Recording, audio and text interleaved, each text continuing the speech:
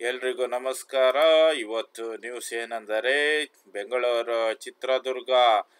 ಬೆಂಗಳೂರು ದಕ್ಷಿಣ ಮತ್ತು ಚಿತ್ರದುರ್ಗದಲ್ಲಿ ಪ್ರಿಯಾಂಕಾ ಅವರು ಏಪ್ರಿಲ್ 30ರಂದು ರಾಜ್ಯಕ್ಕೆ ಬರುತ್ತಿದ್ದಾರೆ. ರಾಜ್ಯ ನಾಯಕರ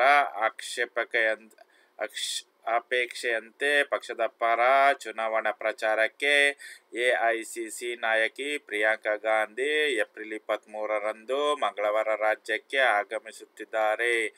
ಬೆಂಗಳೂರು ದಕ್ಷಿಣ ಮತ್ತು ಚಿತ್ರದುರ್ಗ ಲೋಕಸಭಾ ಕ್ಷೇತ್ರಗಳಲ್ಲಿ ಪ್ರಚಾರ ನಡೆಸಲಿದ್ದಾರೆ. ಚಿತ್ರದುರ್ಗ ಹಳೆ ಮಾಧ್ಯಮಿಕ ಶಾಲೆ ಮೈದಾನದಲ್ಲಿ ಏಪ್ರಿಲ್ 24ರ ಬೆಳಿಗ್ಗೆ 11:30ಕ್ಕೆ ನಡೆಯಲಿರುವ ಬೃಹತ್ ಪ್ರಚಾರ ಸಭೆಯಲ್ಲಿ ಮಾತನಾಡಲಿದ್ದು, ರಾಜ್ಯ ಕಾಂಗ್ರೆಸ್ ಉಸ್ತುವಾರಿ ರಣದೀಪ್ ಸಿಂಗ್ ಸುರ್ಜೇವಾಲಾ ಮತ್ತು ಸಿಎಂ ಸಿದ್ದರಾಮಯ್ಯ ಈ ಸಭೆಯಲ್ಲಿ ಪಾಲ್ಗೊಳ್ಳಲಿದ್ದಾರೆ.